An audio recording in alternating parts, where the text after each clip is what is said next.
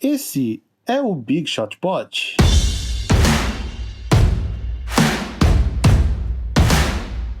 Olá, amigos, tudo bom? Vavo falando, vocês viram que eu não me decidi se eu falava com o sotaque americano do Big Shot Pod ou o sotaque do Marcel, que é o Big Shot Pod, e saiu um Big Shot Pod.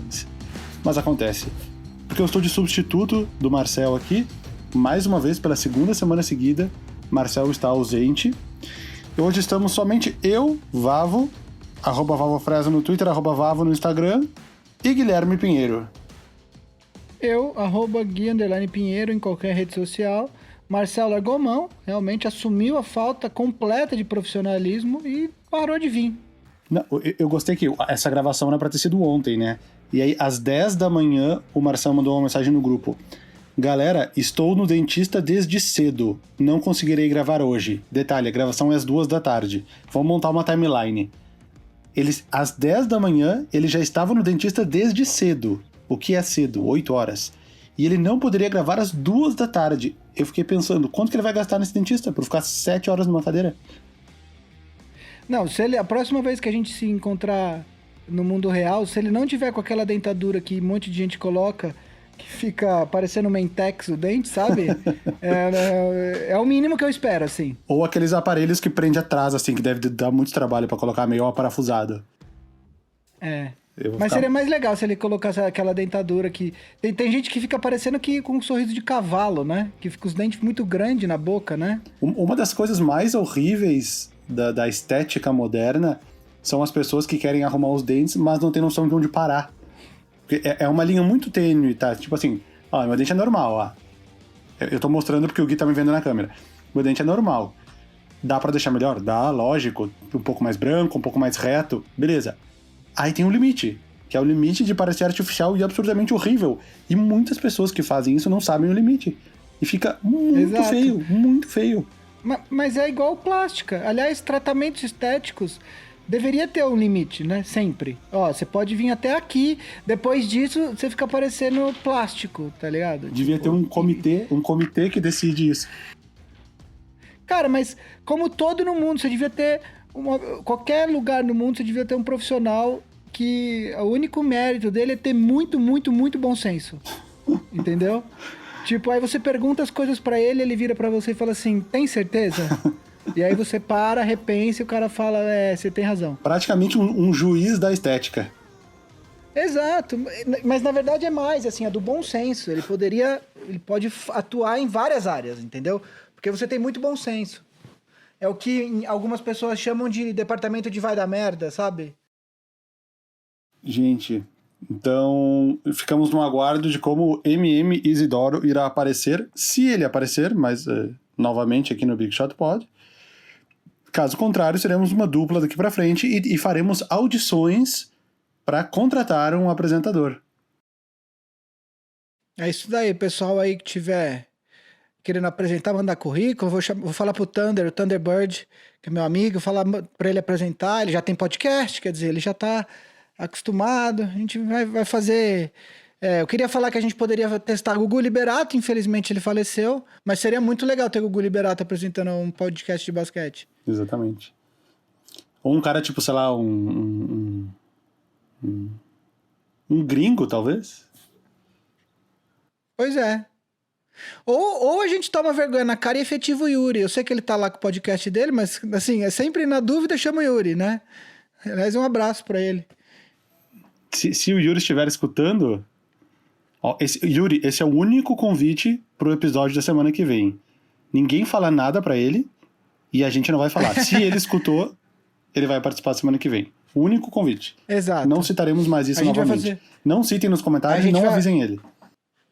A gente vai aproveitar e fazer um episódio temático do Knicks, que é um momento super apropriado pra fazer esse episódio, né? Aliás, ontem o Yuri foi convidado Ontem, terça-feira, anteontem, em relação ao lançamento, o Yuri foi o convidado da live do canal da NBA Brasil, aquela que eu participei 2 semanas atrás. Eu vi um pedacinho só, porque tava ruim de acompanhar na hora, mas eu vi que ele estava lá, ele, o Bugarelli e o Luiz falando do Giannis. Mas eu vi tipo 5 minutos e eu não tive como ficar mais tempo. Quanto ao episódio de hoje, o que teremos para falar? Atualizações, né? Atualizações do que está acontecendo no mundo da NBA. Passaremos por por Covid e coronavírus e algumas novidades relacionadas ao vírus. Falaremos de jogadores que não virão a disputar esta retomada da NBA por diversos motivos, motivos pessoais ou lesões ou, enfim, outras coisas. E falaremos, por fim, de adições aos elencos, né? Já temos algumas novidades, estamos nesse instante no período de prospectar jogadores para completar os elencos. Então essa mais ou menos é a pauta de hoje. Se ninguém quer ouvir nenhuma dessas pautas, já pode ir embora, porque não vai ter nada mais. Exceto a palavra mágica no final. Vamos falar então, começar de Covid? Quer puxar aí, Gui? Então, primeira coisa que a gente, na verdade, eu e o Vavo, a gente resolveu falar disso no começo um pouco antes de gravar, que a gente conversou, que é o fato de que alguns esportes já estão retornando, né, às atividades, muitos times se representando, mas uma coisa que tem me preocupado nesse retorno da NBA é o alto número de atletas que tem sido diagnosticado com Covid, ou que, mesmo que não estejam sintomáticos, ou mesmo que já tenham tido. O número me surpreendeu porque é muito maior do que eu imaginava. A gente já teve na NFL vários times se representando e vários jogadores sendo anunciados com Covid. Eu acho que o nome o maior nome, um dos maiores pelo menos, que foi diagnosticado com a doença é o Ezekiel Elliott, que é running back do Dallas Cowboys. Aqui no Brasil a gente teve o exemplo agora do Corinthians, que 21 de 27 atletas ou estão ou já tiveram Covid. É um número muito maior, inclusive, do que os outros times grandes do estado de São Paulo. Eu não sei o que os atletas do Corinthians estavam fazendo, imagino que eles estavam lambendo corrimão de shopping. Não tenho ideia do que. Ou eles fizeram aconteceu. Uma festinha com todos eles, né? A famosa festinha. Olha, não duvido, e assim, porque o Corinthians não teve só os atletas, teve muita gente da comissão técnica, né? Foi um número altíssimo, a porcentagem altíssima de testes positivos para o Covid-19 no Corinthians. Mas você também teve muitos times de futebol americano universitário estão se representando com um grande número de atletas também com a doença, com a diferença que no futebol americano universitário esses atletas não estão nem sendo remunerados, é a velha briga com a NCAA, se pode pagar, se não pode pagar. Esses caras não são remunerados, então assim, além deles terem contraído a doença, talvez acelerar um retorno pode ser algo muito complicado para eles, porque eles ainda não vivem disso, né? Eles têm a expectativa de um dia viver disso na NFL. Tivemos o torneio infeliz que o Djokovic fez há uns 10 dias atrás. Todo mundo sabia que não estava pronto. Ele fez o torneio, tinha gente na arquibancada. Vários tenistas que participaram do torneio esses dias confirmaram que estão com a doença, inclusive ele, né? E o Nikola Jokic, né? Que estava lá, que é sérvio, assim como o Djokovic. Justamente. A nova contratação do Nuggets, que é esse pivô magro chamado Nikola Jokic. Exato. Então, assim, eu entendo que a NBA tenha se preparado para esse retorno. Eu acho que eles estão preparados, inclusive, para ter muitos diagnósticos. Eu acho que é por isso que eles anunciaram há 2 semanas atrás um retorno para o dia 30 de julho, entendeu? Porque é isso. Vai ter teste positivo, mas vai dar tempo de ter teste positivo. O Vavo... A gente estava conversando antes do programa e a gente vai falar disso na sequência. Quer dizer, Malcolm Brogdon, você falou que anunciou ontem ou hoje que tá com... Há 3 minutos atrás, quando eu abri o Twitter do Woj pra ver se tinha alguma novidade, agora 7 minutos atrás, da hora que a gente tá gravando, saiu no Twitter do Pacers um comunicado do Malcolm Brogdon, traduzindo em tempo real, né, meio lento, mas eu acabei de testar positivo, recentemente eu testei positivo para o Covid e estou atualmente na quarentena. Eu estou me sentindo bem e estou me sentindo progressivamente melhor, vamos dizer assim. E eu planejo me juntar a meus companheiros em Orlando para a retomada da temporada da NBA e playoffs. Planejo me juntar logo mais aos meus companheiros. Então, o plano da NBA ele é bastante cauteloso, quer dizer... Hoje é o último dia que os atletas têm para falar para os times se eles vão ou não. A gente vai falar disso daqui a pouco. Aí os times se reapresentam, eles ficam treinando nas suas cidades até o dia 7 de julho, que é o dia que aí todo mundo vai para Orlando. Ou seja, quer dizer, tem esses espaços de 2 semanas, né? Então, diagnosticou agora, tem 2 semanas para os times irem até Orlando. Então, a ideia é que quando eles forem para Orlando, supostamente não tenha ninguém mais com Covid ou pouquíssimas. É óbvio que a pessoa sempre pode contrair a doença entre hoje e até o dia da viagem, mas a ideia é assim, o plano da NBA ele é bastante cauteloso. Eu acho que eles se prepararam, inclusive, para ter casos lá em Orlando. Eu não acho que o protocolo que eles divulgaram semana passada vai ser interromper alguma série de playoff ou até os playoffs, a não ser que você tenha um número muito grande, aí realmente não tem condição. Um dos itens naquele comunicado, a gente até leu na semana passada, lembra que era no caso de haver um número aceitável de casos, a temporada não será interrompida. Não diz numericamente o que seria um número aceitável, mas acho que é isso que tu falou.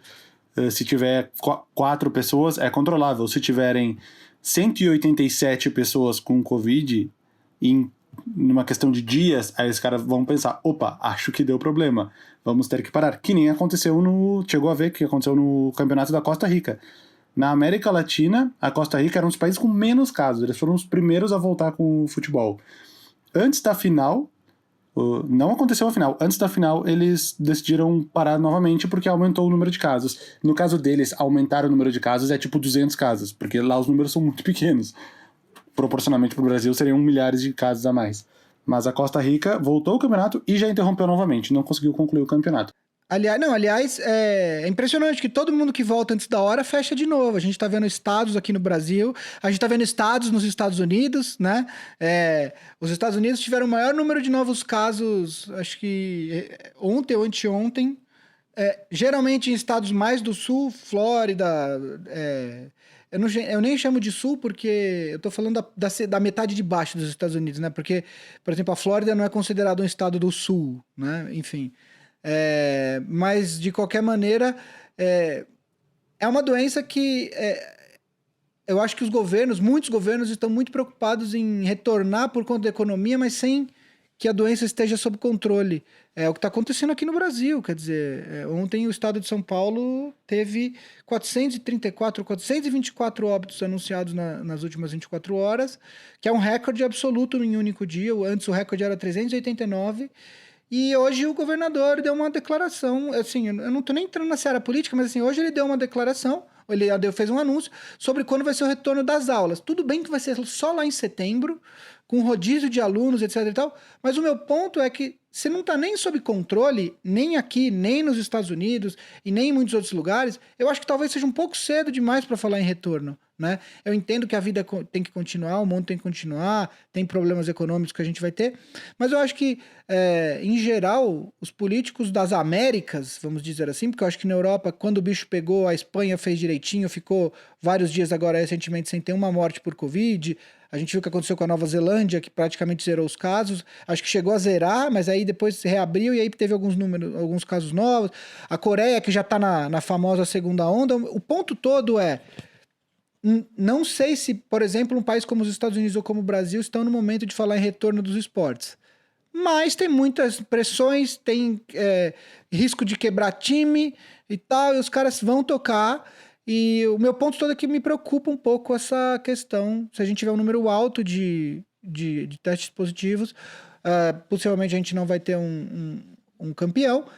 Ou, se não tiver um número alto, a gente corre o risco de um time chegar na final e de repente perder seu principal atleta. Ou antes, quer dizer, sei lá, se o Clippers perde o Kawhi ou o Lakers perde o LeBron para uma série entre os dois times, por exemplo, o Houston perde o Harden ou o Westbrook, enfim, tá todo mundo suscetível a isso. Pode acontecer. Pode ser que um time passe pelos playoffs, de repente a gente pode ter uma surpresa no final, que nem era o melhor time, mas que por acaso os adversários perderam alguns jogadores importantes por Covid, não puderam jogar e o time acabou avançando. Isso pode acontecer. Essa volta da NBA aleatorizou bastante a liga, né? Até já comentou nos outros episódios, não só a questão do mando de quadra, de não haver mando de quadra, o que entre aspas, diminui a diferença do primeiro pro oitavo, porque um primeiro colocado teria mando de quadras até uma possível final e um oitavo não teria.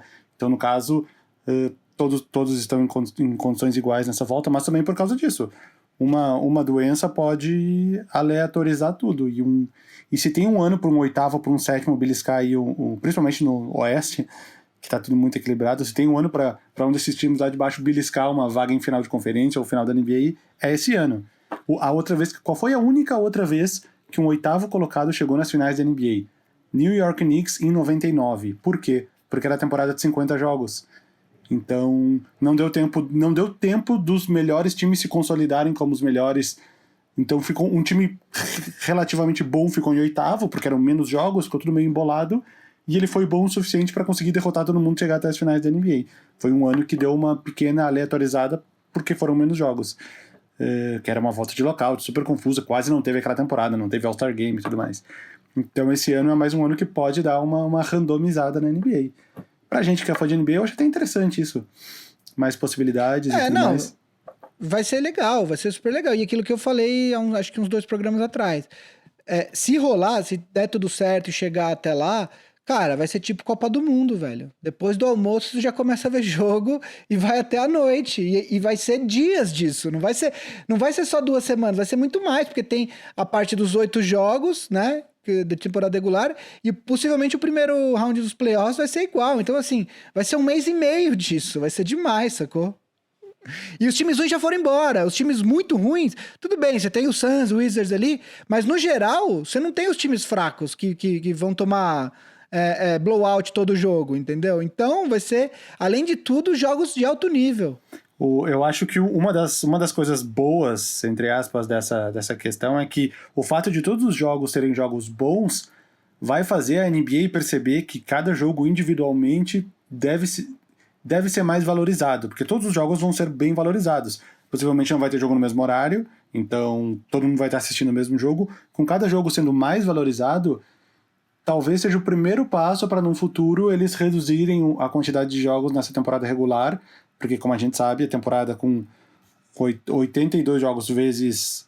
Quanto é que é 82 vezes 15, que daria a quantidade de jogos? 820 mais 410, 1230. 1230 jogos, muitos jogos insignificantes que ninguém quer ver, entendeu? Então, talvez os times... E eu já vi que tem um board lá, tipo um conselho que tá meio que sondando com diversas pessoas, jogadores e tudo mais. Eu vi isso num vídeo no YouTube, de um canal aleatório, eu não sei qual é a credibilidade, mas era um canal de 500 mil inscritos, que já estão sondando a possibilidade que poderia ser desde 58 jogos por temporada, que seriam enfrentar 2 vezes cada time em casa e fora, até diminuir 4 ou 5 jogos e ficar com 77, 78, entendeu? Eles estão averiguando o que as pessoas acham. Mas eu acho que talvez esse ano, quando eles verem que todos os jogos vão ser importantes, talvez seja um primeiro passo para eles tentarem fazer com que cada jogo tenha uma importância maior daqui para frente. Porque é óbvio, para qualquer fã de NBA sabe que 82 jogos é muita coisa. Não tem por que ter 82. Final de temporada ninguém aguenta mais, tá ligado? Não no caso dessa, que vai ser bem divertido, mas é muito jogo, não tem por que ter tanto jogo. Mas óbvio que envolve questão de dinheiro, de donos de time, e receitas de arena, e receita de televisão, enfim, e recordes que nunca mais vão ser batidos, tu diminui o número de jogos, essas coisas. Mas precisa diminuir. É a minha opinião. Eu acho, na verdade, que o número de... O problema pra mim não são nem os 82 jogos, o problema pra mim é o tamanho, é a duração da temporada. Porque se você olhar, por exemplo, tudo bem que aqui um time europeu de futebol, ele joga num ano que, sei lá, você pega o Liverpool, que foi campeão da Champions, e tem os jogos do Campeonato Inglês, tem Copa da Inglaterra. O Liverpool joga 38 jogos na Premier League, na Champions são 6 mais 8, não, mais 7, são 13, são 51 jogos. Aí tem os jogos das Copas. Lá, você pode botar ali que o Liverpool chega em dezembro, mais ou menos, vamos dizer assim, contra o Flamengo, chegou ali com seus 65 jogos, certo? A questão é... Eu, obviamente que eu não tenho como ter Eu não sei, mas vamos colocar que um jogo de basquete cansa mais ou menos o mesmo tanto que um jogo de futebol, vai? São outros é outro esporte, mas vamos botar que eles cansam mais ou menos a mesma coisa. Então você coloca aí que um atleta que chega na final da NBA vai jogar ali por volta de 100 e poucos jogos na temporada, né? Só que esse cara faz isso em 8 meses, né? O jogador de basquete, o jogador de futebol, ele joga 65 partidas na Europa. No Brasil se joga mais. Mas ele joga 65, 70 partidas, porque se você pensar que ele tem convocação pela seleção, tem eliminatória, põe aí, vai 70 e poucas partidas, só que ele joga basicamente do meio de janeiro, né, até o meio de dezembro, e aí ele tem o 2 meses de intervalo ali no meio do ano, pegando o atleta europeu. E são 10 meses, né, para jogar 70 e poucos jogos. Se a temporada da NBA fosse o ano inteiro e você tivesse um off-season menor, talvez esse número de... o número de 82 jogos não seria tão pesado. Porque você tem que ver que os caras... A temporada acaba, ela vai de outubro até junho, só que muitos times já pararam em abril, né? Porque aí o cara joga outubro, setembro, outubro, novembro, dezembro, janeiro, fevereiro, março, abril. São 7 meses para fazer 82 jogos. É muito jogo, né? Dá quase um jogo a cada 3 dias. Então, assim, que aí tem outros problemas. Os esportes americanos não gostam de encavalar calendário, né? Então, e aí eu tô até descontando o hockey, né? Que o hockey, o calendário dele, ele segue basicamente paralelo ao da NBA. Ele começa umas 2 semanas antes e aí termina umas 2 semanas antes. A Stanley Cup é só pra não bater mesmo, mas a temporada é basicamente a mesma. Aí você deixa o meio do ano pro beisebol, que é um esporte que não dá pra jogar no inverno, né? Ele tem que ser jogado no primavera e verão. E aí, começa a NFL, a NBA ainda... começa a NFL, a NBA já acabou. E aí a NFL pega o segundo semestre até o meio de janeiro, né? Então tem isso. A gente discute também, por exemplo, a questão... Muitos times, muitas pessoas envolvidas com a NBA defendem que a liga deveria começar em dezembro, não em outubro, quando começa. E aí terminar lá para agosto, quando a NFL tá começando. Mas aí tem outras questões. Enfim, para mim... Mais do que o número de jogos, que é alto, não vou nem discutir isso, mas para mim a questão seria mais o espaçamento. A gente falou disso alguns programas atrás, né, Vava? Os back-to-backs, back-to-back-to-back, né, que hoje em dia não tem mais, mas já teve muito, né? Obviamente nos anos 60, se não me engano foi em 67 que eles aumentaram para 82, tinha uma época que era 81, tinha uma época que era 80, 70 e poucos. Era um jogo muito menos físico, que os jogadores se desgastavam bem mais e tinham mais condições de ficar jogando um dia depois do outro, ou 2 jogos, ou 4 jogos em 5 dias, enfim. Mas hoje nós chegamos a um ponto que os jogadores, se fizerem isso, eles se arrebentam, porque eles estão no limite do físico deles, porque eles precisam disso para serem competitivos. Saiu uma notícia da Liga de Beisebol, da MLB, que ao invés de 160 jogos, que tem a gente acha que a NBA tem bastante... 162. 162 jogos, desculpa. 162 jogos vão ser em torno de 60 esse ano. Eles meio que estão para bater o martelo aqui. Eu não achei nada 100% oficial. Acho que vão ser 60 mesmo. Vão ser 60 mesmo, 60 jogos. E aí vão para uns playoffs que eu não sei se vão ser reduzidos ou não. Na real, o beisebol tem essa parada bizarra. Os caras jogam quase o dobro de jogos da NBA e os playoffs são menores, né?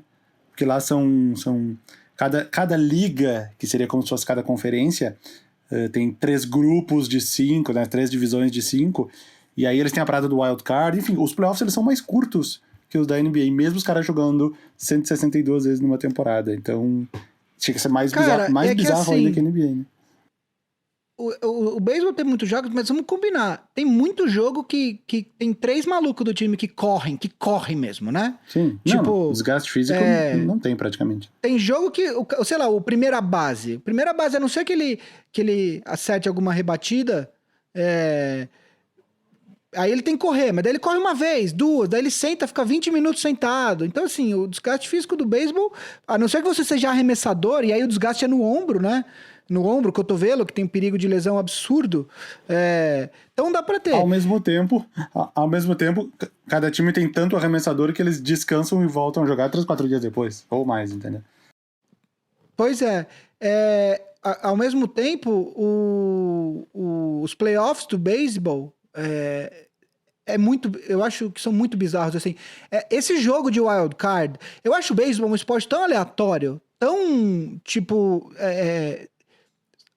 um time muito ruim pode não bater um time muito bom com o melhor arremessador desse time, porque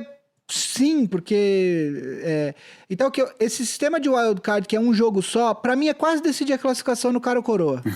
Você joga 162 jogos na temporada, e aí, em um jogo você decide se você continua nos playoffs ou não. Cara, vamos tirar um par ou ímpar então, sacou, velho? Que é isso, sacou? Tipo, porra.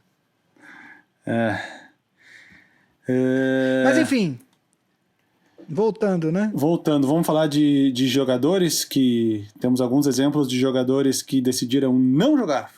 Gui, o seu shooting guard titular, Avery Bradley, comunicou que optou por não se juntar à bolha. Ele tem um motivo pessoal, ele tem um filho um dos filhos dele, que é um filho de 6 anos, tem problemas respiratórios e seria uma criança que está num grupo de risco. Haveria alguma dificuldade de, quando a família se juntasse ao time, dele estar liberado clinicamente para ir para lá, então ele acabou preferindo não jogar para poder ficar junto com a família dele. É isso? Foi isso que eu li rapidamente, que eu entendi?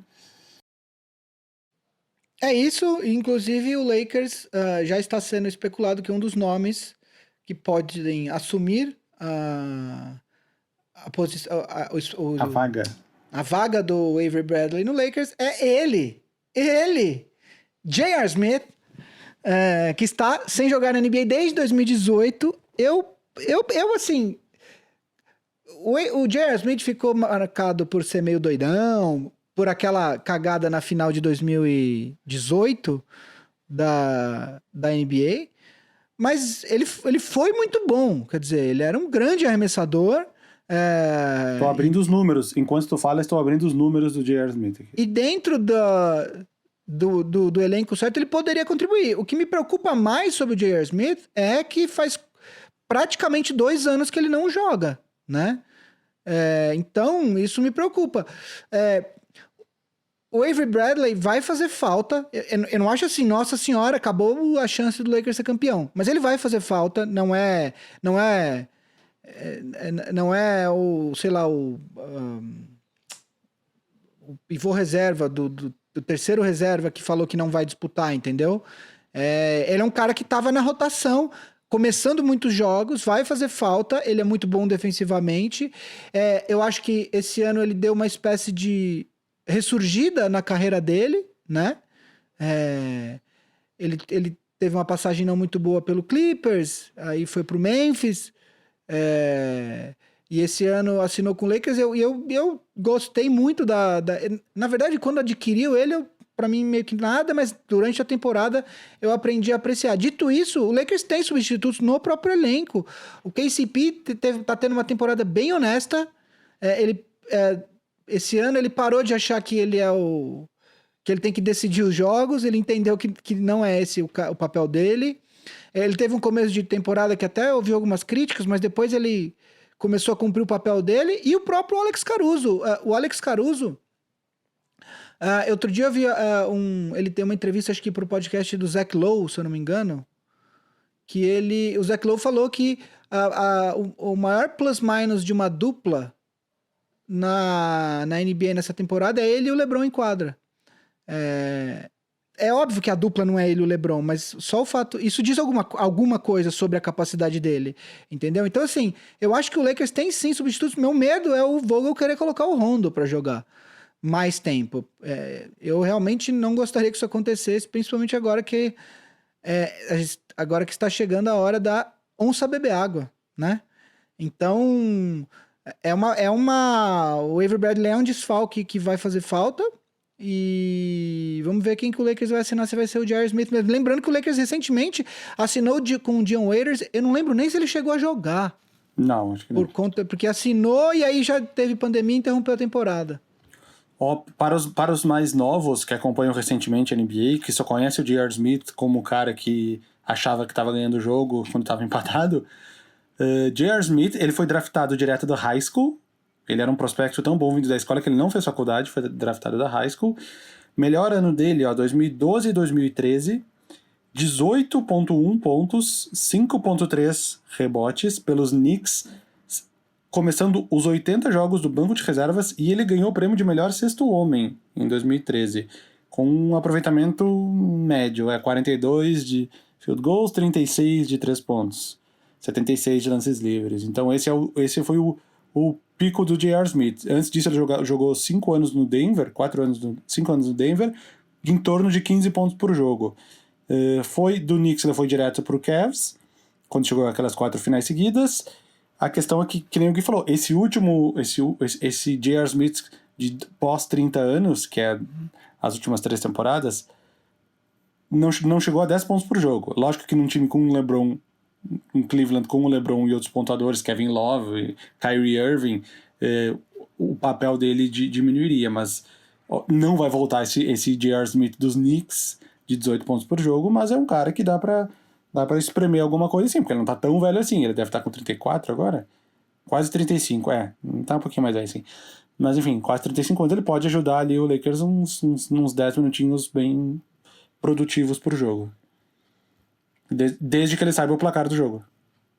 Num lance, todo mundo fala que, inclusive eu acredito que nos jogos, quando eles forem apertados e precisar decidir, a melhor formação do Lakers é com o Anthony Davis de pivô, né? E o LeBron de power forward. Se você coloca, por exemplo, você tem opções agora que o Lakers nem tinha tanto essa temporada, tem que ver se for ele, como ele vai voltar e tal. Mas ele sabe arremessar, e o que todo mundo diz é que o arremesso é a última coisa que vai embora, né? Inclusive, eu li uma história outro dia Eu li uma história, não, eu tava escutando o podcast do The Ringer, o Chris Vernon, ele cobre o Memphis Grizzlies, né? Ele é de Memphis, ele cobre o time e tal. E durante um tempo o Jerry West foi executivo do Grizzlies. E aí ele falou que um dia ele chegou no ginásio do Memphis, era um dia que não tinha jogo, ele ia ter só coletiva e tal. E o Jerry West tava arremessando lance livre. E ele falou assim, cara, ele acertou mais de 50 lances livres sem errar. Uma hora eu parei de contar. E é isso, assim. Então, se o J.R. Smith tiver o arremesso, pelo menos isso, ele é um cara, por exemplo, que sei lá, o Lakers está um ponto atrás e precisa de uma jogada para ganhar o jogo.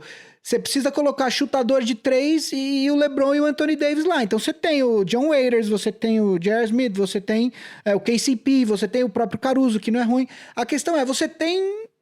para alguma coisa ele pode servir. O J.R. Smith, ele vier pro Lakers agora, ele não vai jogar 15 minutos, nem 15, talvez nem 10. Ele vai estar lá, vai ter jogo que vai precisar dele, ele vai estar com a mão quente e ele talvez jogue mais. Mas no geral, ele vai ser o 10º cara no banco, entendeu? Ele não vai estar nem na rotação dos 8 principais ali da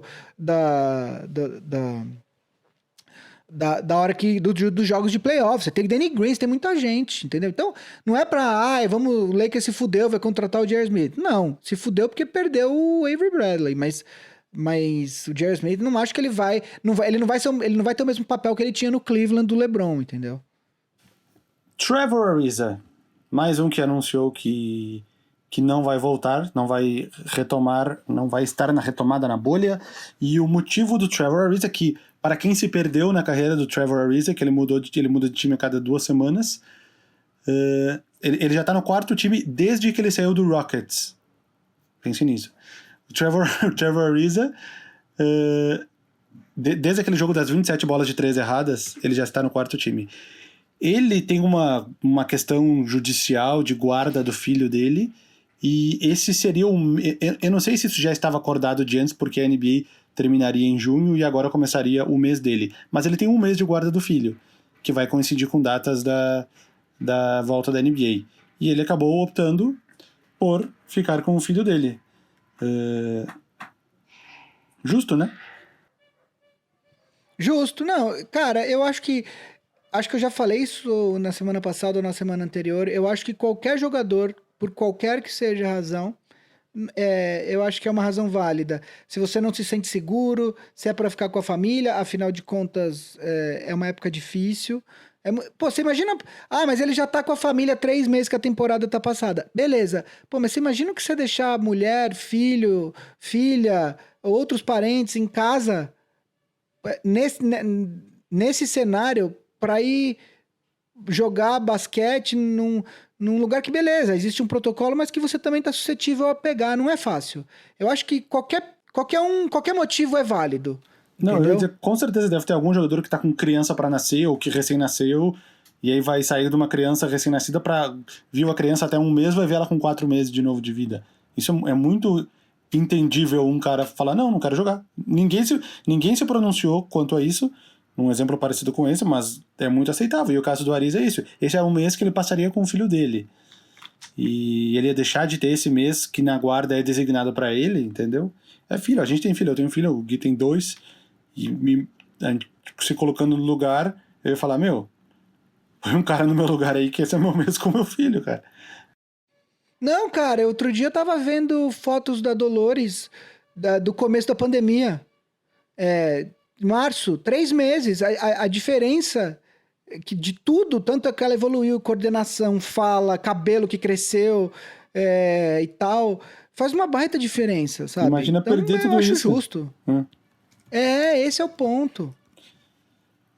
Mais um jogador que falou que não vai jogar é o Davis Bertans, que está na sua breakout season, né? Ele que foi do Spurs pro Wizards, se tornou um dos melhores chutadores de 3 da NBA, tá com média de mais de 15 pontos por jogo, chutando 40 eu tô sem o número aqui, mas é tipo 43% para 3 pontos nessa temporada, é um absurdo. Eu acho que ele nessa temporada é o que tem o melhor aproveitamento, Vavo. Até vou checar isso. Ele é o primeiro? Dá uma olhada aí. E o Bertans é um que optou por não jogar. E eu procurando as razões aqui na internet, pelo que eu encontrei, é uma questão que esse ano acaba o contrato dele. Ele é um dos caras que recebeu pouco até agora na NBA. Ele estava num contrato de 14 milhões, 2 temporadas, que é o contrato que ele assinou com os Spurs. 7 por temporada, mais ou menos. E ele é um dos caras que vai assinar, depois do desempenho dessa temporada, é um cara que vai assinar um contrato altíssimo. Então, aparentemente, ele não queria correr nenhum risco ou de pegar a doença ou de se machucar e poder perder isso. Isso já aconteceu com vários jogadores que estavam prestes a assinar. Talvez o exemplo mais recente, Isaiah Thomas, é um cara que o que ele acumulou de dinheiro da NBA é bizarramente pouco perto dos outros jogadores. É tipo o que o Nicolas Batum ganhou em uma temporada sem jogar, tipo assim. Porque ele perdeu a janela do supercontrato, e essa é a janela do Bertans. Então, pelo que eu li aqui, o motivo seria esse. E, no caso dele, ele recebeu uma indiretinha no Twitter, que eu estou abrindo aqui. Evan Fournier, jogador francês do Orlando Magic, ele tweetou, mais uma vez, tradução em tempo real. Tipo, sério, cara, se você acha que é ok sentar e assistir os seus companheiros jogarem enquanto você está perfeitamente saudável, isso diz bastante sobre você. E aí faz aquele emoji das mãozinhas, tipo assim, fazer o quê, né? E aí, imediatamente, o Bertans respondeu o tweet do Fournier. Se você não... entendendo que era uma indireta pra ele, né? Porque era o anúncio que tinha acabado de sair. Era o único jogador que não estava jogando sem ser motivos familiares. O Bertans respondeu: se você não se importa com os riscos de jogar em Orlando, na próxima vez, tag me, né? Põe o meu arroba, me marca com a sua opinião sobre mim. Tipo assim, não fala por indiretinha, fala na minha cara. Seria mais ou menos isso. O Davis Bertans, ele é o 7º em aproveitamento nessa temporada, mas ele chegou a liderar. Eu vou falar rapidamente a lista, quem tá na frente dele. George Hill tá com 48% de aproveitamento, só que ele tem só 152 arremessos de 3 na temporada, e 73 convertidos. Depois Seth Curry, que por sinal, se eu não me engano, tem um aproveitamento de 3 melhor que o do irmão, né? Na carreira, sim, ele ultrapassou durante essa temporada. Ele é tipo o terceiro e o Curry o quarto, ou ele é o quarto e o Curry o quinto de todos os tempos agora. Ele tá com 45,3. Depois J.J. Redick, fácil também, 45,2. Depois Duncan Robinson com 44,8. Doug McDermott com 44,5, Kelly Olynyk com 43,2 e aí vem o Bertans com 42,4. A questão é que de todos esses jogadores, o único jogador que tem mais arremessos, mais tentativas de 3 pontos que o Davis Bertans é o Duncan Robinson, que tem 543. O Davis Bertans tem 472 tentativas de 3 pontos. Nem o J.J. Redick tem mais tentativas que o Bertans nessa temporada. Além disso, ele é o Bertans ele joga num time pior, né? Então, presume-se que os arremessos dele nem sempre são livres. Como o Duncan Robinson joga num time que tem Jimmy Butler, que tem Bam Adebayo embaixo da tabela, presume-se que ele tem mais arremessos livres do que o Bertans, por exemplo. Exatamente. E mais um que dá pra entender a razão, né? Eu acho que dá pra entender. Que nem tu falou, qualquer motivo que o cara tenha falado, tipo, eu planejei acampar com o meu filho, que nem, sei lá, em julho, e agora eu quero fazer isso, entendeu? Tem que aceitar o motivo. A chance, o Duncan Robinson, o Davis Bertans, ele é um free agent nessa temporada, ele tem média na carreira de 8 pontos. Nessa temporada ele tá com 15,4. Ele tá com um aproveitamento absurdo de 3 pontos. Ele é um dos tipos de jogador que mais é necessário hoje em dia num time. Você tem que ter alguém no teu elenco que faça isso, que é o famoso stretch four, né? Com esse percentual de arremesso dele, ele é talvez um dos melhores stretch four, pensando apenas pela questão do percentual de arremessos, claro, né? Se ele se machuca, se ele tem, por exemplo, uma lesão no tendão de Aquiles, que é a lesão que o Kevin Durant teve, isso significa que se ele tem uma lesão dessa em agosto, ele só vai voltar em agosto, setembro do outro ano. Poxa, ele vai perder muito dinheiro, porque ele vai ser free agent com um tendão de Aquiles lesionado. E eu não tô nem entrando na questão do risco do Covid, né? Então, cara, eu acho que ele tem eu acho que é absolutamente válido o motivo dele para não jogar. Ele sabe que ele já garantiu um bom contrato para ele na próxima temporada. Para que ele vai arriscar tudo isso? Jogando por um time que, além disso, diga-se de passagem, tem pouquíssimas chances de se classificar. Né? O Warriors tá um jogo e meio atrás da barreira dos 4 jogos. Ele tá 5 jogos e meio atrás do Orlando. Então ele precisa, em 8 jogos, tirar 1,5. Parece pouco, mas não é. Porque tu só tem 8. Tipo, se o Orlando ganhar, sei lá, 5 de 8, tu precisa ganhar, tipo, todos pra passar, é isso. E a questão, basicamente, é que o Washington é um dos piores times que tá, acho que junto com o Suns, né? Então, em tese, o Washington sempre vai jogar contra um time melhor. Toda noite o Washington tem um time melhor pela frente. Não faz sentido um cara como o Davis Bertans arriscar. Talvez seja a única chance que ele tenha de ter um contrato bom, alto, grande. Agora, ele tem 27 anos. Se ele fizer um contrato, sei lá, de 4 anos, sei lá, acho que 70 milhões, 4 anos, a próxima vez que ele for free agent, ele tem 31 anos. Muito possivelmente você acha alguém para repor o talento dele muito mais jovem. Então, essa é a chance que ele tem de ter um contrato grande, entendeu? Exatamente. Não faz sentido para ele. Não discordo. De jogadores que anunciaram, é isso. Se não me engano, era até hoje a data para avisar se não ia jogar, né? Hoje, no dia que a gente tá gravando, que é 24 de junho. E eu estou aqui atualizando o Twitter para ver se aparece alguma coisa nova, mas não apareceu. Então, o que temos até agora são esses 3.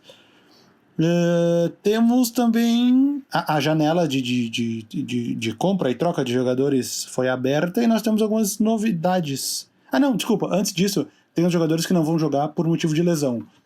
A gente já tinha falado, a nível de curiosidade, a gente já tinha falado do LaMarcus Aldridge no Spurs, fez uma cirurgia no ombro, não vai jogar.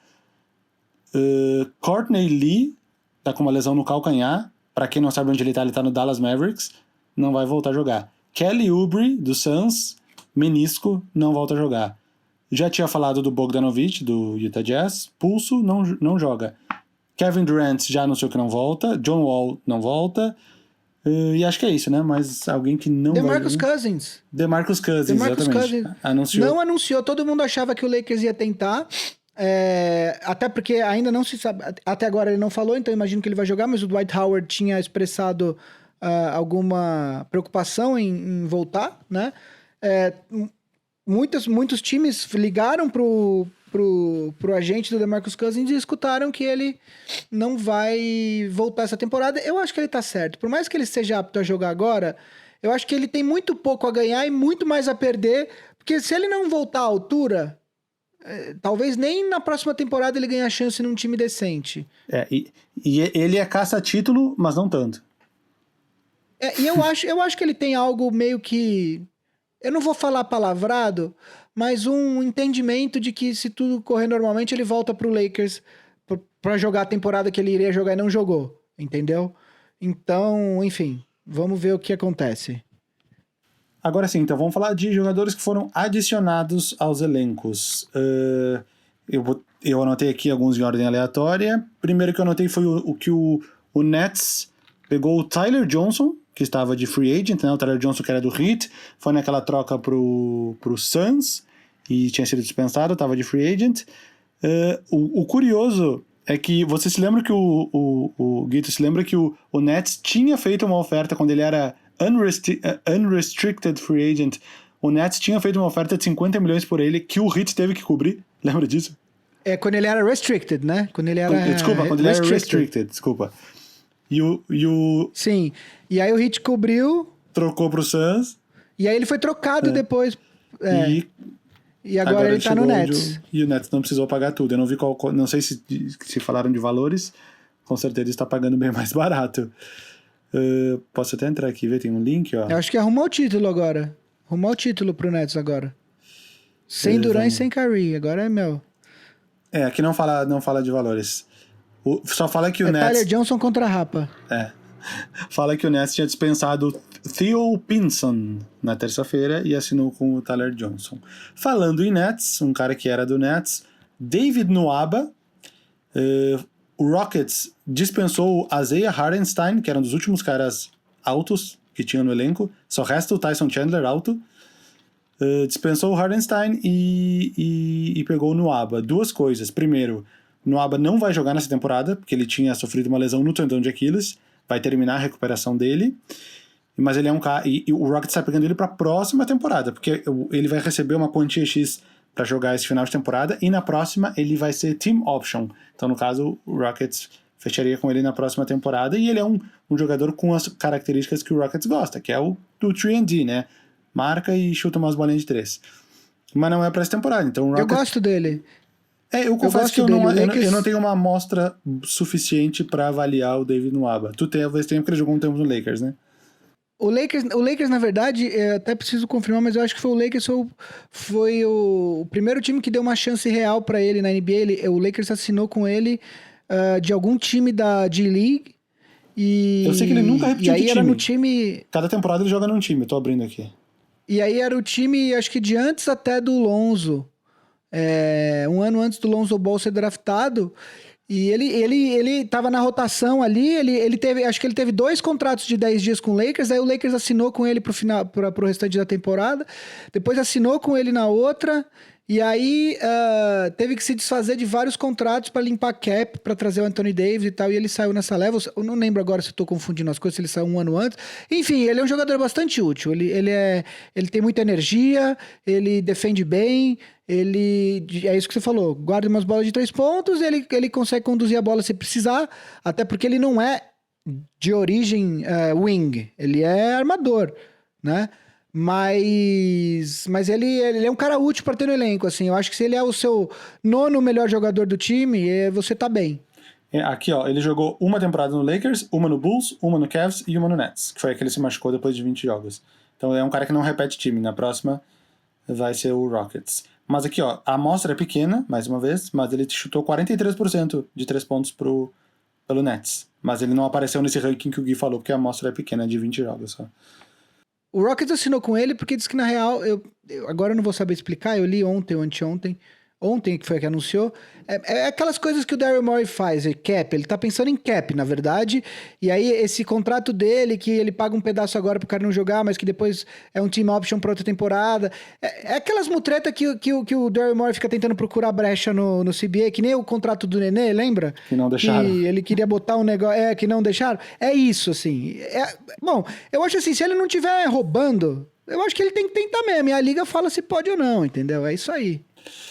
E o Rockets dispensou esse Isaiah Hartenstein, é um cara que teve pouquíssimas chances, mas ele é um cara, é tipo o Montrezl Harrell, quando era do Rockets ele não jogava praticamente, quando ele jogava, que era de vez em nunca, ele ia muito bem, mas não adiantava ele fazer 28 pontos e pegar 14 rebotes, que no jogo seguinte ele jogava 2 minutos, é tipo, o Hartenstein era isso, ele teve um dos jogos aí que o Rockets não tinha, ainda não era esse small ball, não tinha nenhum pivô. Ele começou de titular, jogou tipo 30 e tantos minutos, pegou 19 rebotes de umas paradas assim. Só que no jogo seguinte ele jogou 2 minutos, ou não jogou, entendeu? Então eu acho que, pela amostra que eu tenho dele, eu vi ele jogar algumas vezes, foi tipo, eu não sei se ele foi MVP da D-League ou MVP das finais da D-League. Na D-League ele fazia tipo 30 pontos, 20 rebotes todo jogo. Ele vai achar outro time fácil, eu acho que fácil ele arranja outro time que as características dele se encaixem melhor e ele vai continuar na NBA, não vai voltar para o Euro. Ele é alemão, pra quem não sabe. Não é alemão não, ele é meio alemão, meio americano, né? Então, mas ele joga pela Alemanha. Eu não acho que ele vai voltar para a Europa, eu acho que ele vai conseguir outro time na NBA. Falando de um ex-Rocket, o Kings pegou mais uma vez Corey Brewer. Grande contratação, algo a falar sobre isso? Um cara que nós dois vimos de perto, né? Um ex-Rocket e um ex-Laker. Cara, eu peguei bode do Corey Brewer porque o Luke Walton colocava o Brewer pra jogar e o Lakers estava naquela fase recente, né? Até a temporada passada, naquela fase horrível. Tinha um monte de moleque que você falava, pô, põe pra jogar o moleque pra ver se tem alguma coisa, sabe? E ele ficava insistindo em colocar o Corey Brewer. E eu ficava puto da vida. Então eu peguei bode. Eu nem acho que ele seja ruim, eu acho que ele pode ser útil, mas eu peguei um bode absurdo dele. A cara dele me irrita. Considerações sobre o Corey Brewer. Eu, como torcedor do Rockets, tenho um carinho especial porque naquela grande virada do Rockets em cima dos Clippers, de 3-1 para 4-3, no jogo 6, que o Rockets estava perdendo em Los Angeles por quase 20 pontos de diferença, foi o time reserva que buscou, né? Que era com Corey Brewer, Josh Smith, o Jason Terry, tinha o Dwight Howard, que estava naquele 5, o Harden estava no banco. E o Corey Brewer meteu umas bolas de 3, assim, aquela meio da zona morta, ele meio com escoliose, assim. A escoliose é aquele que o cara fica torto, que é a mecânica de arremesso dele, lordose, sei lá. Ele arremessa tudo torto, ele meteu muita bola de 3 e foi um dos caras que comandou. A outra observação sobre ele é que Corey Brewer tem um jogo de 51 pontos na carreira pelo Minnesota Timberwolves contra o Houston Rockets. E eu me mordia de raiva vendo aquele jogo. Eu falei, pelo amor de Deus, não deixa esse cara pontuar mais. E o cara lá dele que bandeja. Ele chegou a meter uma bola do outro lado da quadra, no final de um dos quartos, assim, ele arremessou a 40 metros e acertou, assim, tipo, ali o cara veio, tipo, meu, o que houve com esse cara hoje?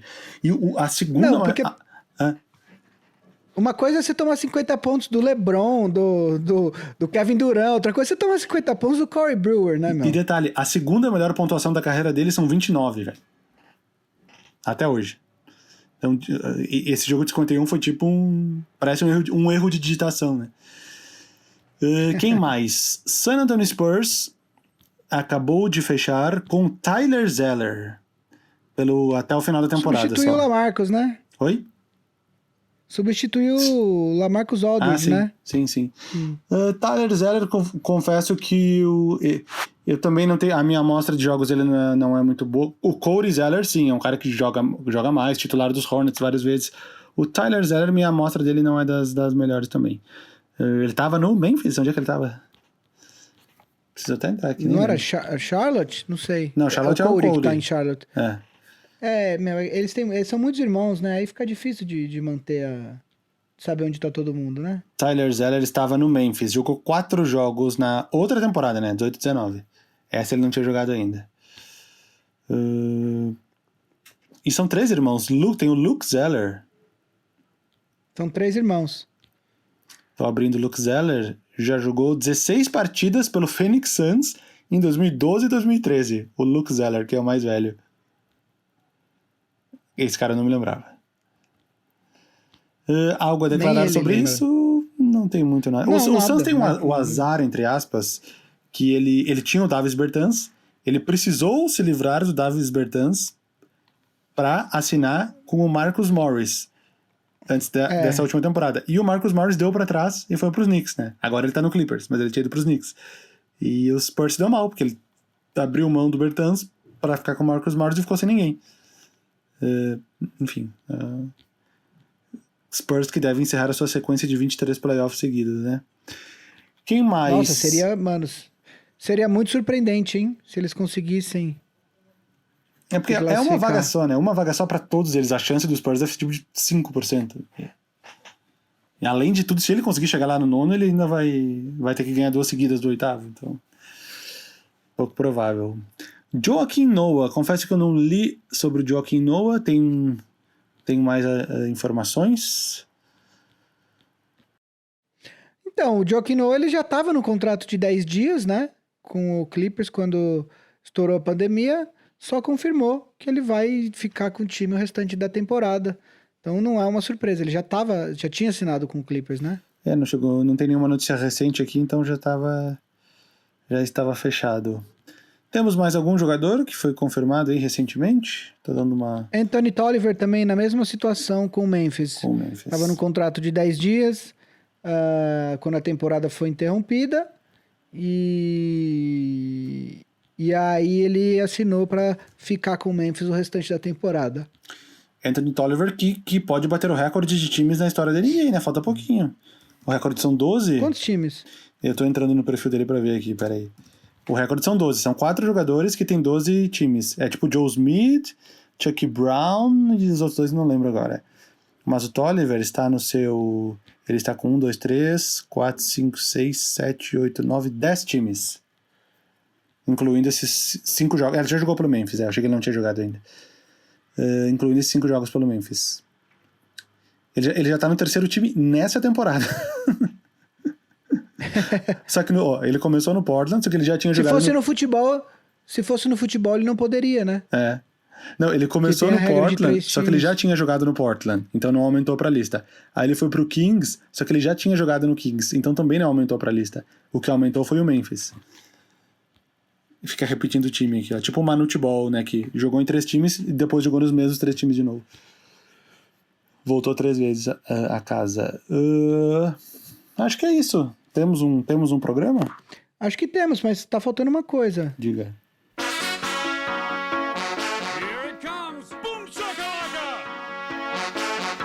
Momento Boom Shakalaka. Nessa semana tivemos, no dia 18 de junho, que foi a quinta-feira passada, tivemos um vídeo que foi uma simulação, um duelo entre as seleções dos camisa 23 e dos camisa 32, o que eu chamei de primeiro cinturão dos números, porque eu tenho vídeos antigos do Boom Shakalaka, que uma era a seleção com os melhores camisa 23 da história da NBA, e depois eu fiz uma que era dos melhores camisa 32. E aí eu fiz aquele site What If Sports, que pode criar os teus times e simular um duelo. Não vou dizer quem venceu, entrem lá no canal e assistam. 2 dias depois eu fiz uma transmissão de jogo clássico, junto com o Yuri Fonseca aí, ó. Nosso convidado honorário do Big Shot Pod. A gente fez um jogo muito bom, Brasil e Grécia, pelo Mundial da FIBA do ano passado. Que foi quando o Brasil venceu a Grécia, que naquele final bizarro que o Brasil tentou entregar de todas as formas e acabou com o jogador errando o lance livre e o caboclo tirando a bola de cima do aro no tapinha, que é permitido pela FIBA. E o Brasil venceu a Grécia. Esse jogo a gente fez ele completo, comentando, depois eu subi no YouTube. Tá lá. Depois eu fiz um vídeo, esse vídeo é um vídeo há muito tempo esperado, nas minhas anotações, estava aqui há uns 2 anos já, e a galera sempre pede. Eu fiz qual o melhor draft da história da NBA, 84, 96 ou 2003, e botei assim, os números decidem, porque eu fiz uma análise numérica, criei um sistema de pontuação para cada jogador de cada draft, somei tudo no final e fiz uma medalha de bronze, de prata e de ouro dos melhores drafts. E por fim, ontem de manhã, terça-feira, eu lancei um vídeo sobre uma performance de Bill Walton no jogo do título dos Blazers em 77, jogo 6 que o Blazers venceu. Ele quase conseguiu um quádruplo-duplo, né, um quadruple-double, quase chegou a 10 tocos no jogo, foram 8, quase chegou a 10 assistências, conseguiu os pontos dos rebotes, foi campeão, foi MVP das finais, enfim. E aí eu fiz um compilado com todas as imagens do jogo e fiquei comentando em cima tudo o que estava acontecendo. E esses foram os 4 vídeos da semana. É isso. Na verdade, para quem tá assistindo na quinta-feira, na quarta à noite, que no caso é hoje à noite, eu vou fazer mais um desses jogos com um amigo meu lá de Porto Alegre. A gente vai fazer o jogo Lakers e Blazers. Gui, tu vai gostar de assistir, hein? Se quiser eu te coloco lá no meio pra comentar também. É o Lakers e Blazers, aquele jogo 7 que o Blazers buscou de 3x1 pra 3x3. E o Lakers estava perdendo feio o jogo 7 e acabou virando. E aí tem aquela ponte aérea do Kobe pro Shaq, que o Shaq sai comemorando, apontando pro banco. A gente vai fazer esse jogo hoje à noite, quarta. Quando vocês estiverem ouvindo, o jogo já saiu, então já vai estar no canal. O Kevin Arnovitz, da ESPN, ele fez uma reportagem recente sobre esse jogo. Ele vira e mexe, ele faz umas reportagens sobre jogos antigos. Ele conversou com 5 jogadores de cada lado. E depois ele foi no podcast do Zach Lowe. É recente, deve ter coisa de um mês e pouco, esse episódio do podcast. Comentar a reportagem. Eles ficam 1h e pouco falando desse jogo, só desse jogo. É bem legal. Eu tô procurando a matéria aqui, vou dar uma... O podcast eu acho que não vou ter tempo pra escutar, antes do ao vivo, que é daqui a 5 horas. Não, 6 horas. Mas eu vou ver se eu acho a matéria pra ler, pelo menos. Foi um jogo super clássico na época. Foi bizarro, porque o Lakers, os primeiros 2 jogos, ficou 1-1. Aí foi pra Portland. Só que em Portland, o Lakers ganhou os 2. E abriu 3x1 na série. Aí parecia que tava fechado, né? 3x1 pro Lakers, com mais 2 jogos em casa. E aí o Blazers venceu os 2 jogos seguintes. O Los Angeles e em Portland. Aí chegou no jogo 7, vindo de um 3x1 contra. E chegou a estar ganhando, acho que por... Não foi 20 pontos, mas foi quase 20 pontos. Foi tipo uns 17, sei lá. Foi 18, acho. 18. Foi 18, acho. Nesse podcast eles comentam, inclusive, de uma bola que o Horry mete de 3 pontos. Que era assim, sabe assim, tava 15 pontos com o momento todo a favor do Blazers. Bola na mão do Blazers, os caras erraram uma bandeja, na outra ponta o Horry foi lá e meteu uma de 3, e aí ficou 12, mas é aquele 12 que parece 6, sabe? Tipo, e aí, diz que foi aí que virou o momento do jogo, sacou? E o time pra quem não se lembra, o time do Blazers nessa época não tinha nenhuma super estrela, mas tinha o Pippen, pós-Bulls e pós-Rockets, ainda com os 30 e pouquinhos anos. Rasheed Wallace estava na melhor fase, ele era um All-Star. Sabonis já mais velho.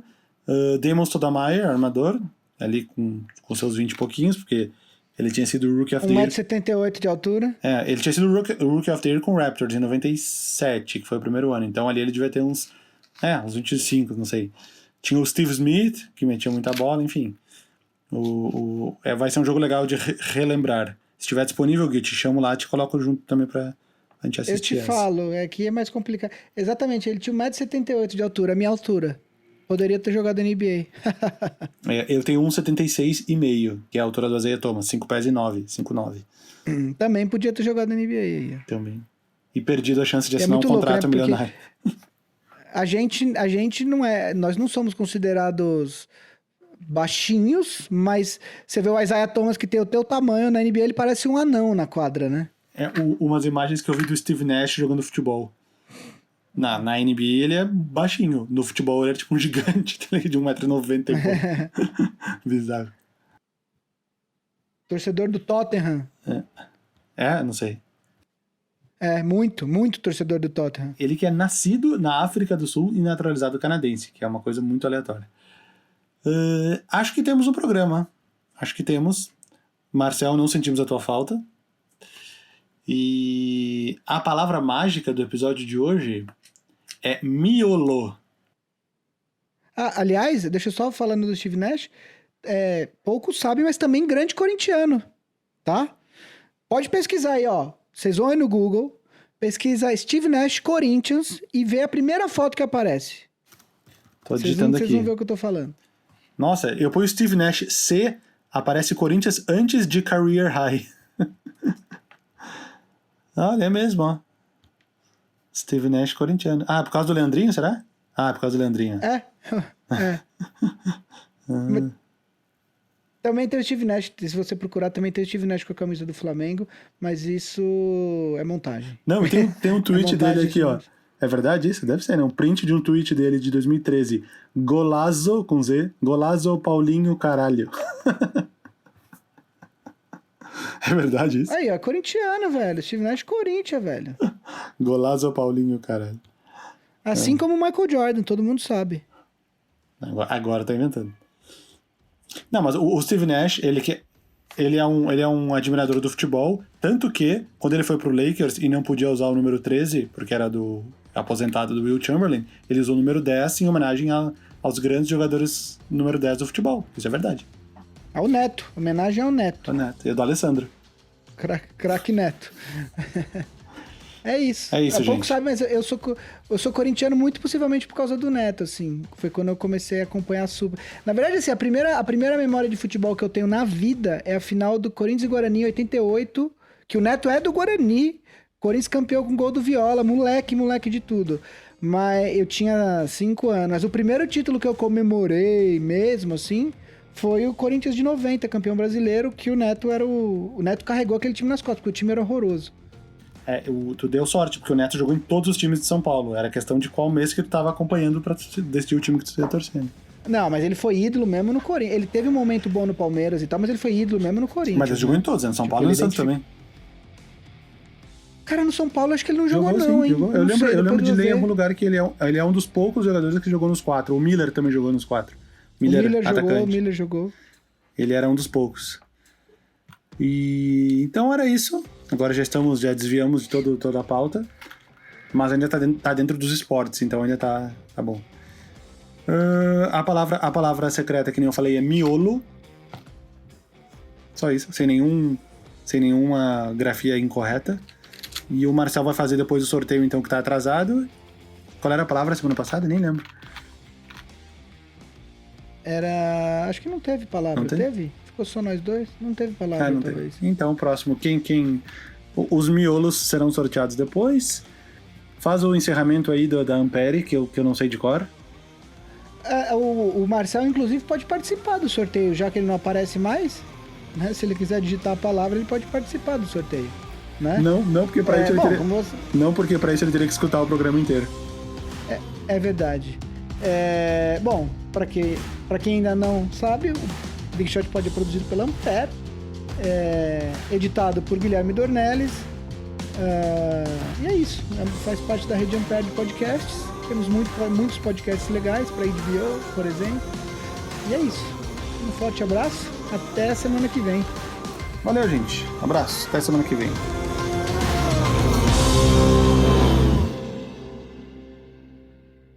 Ampere.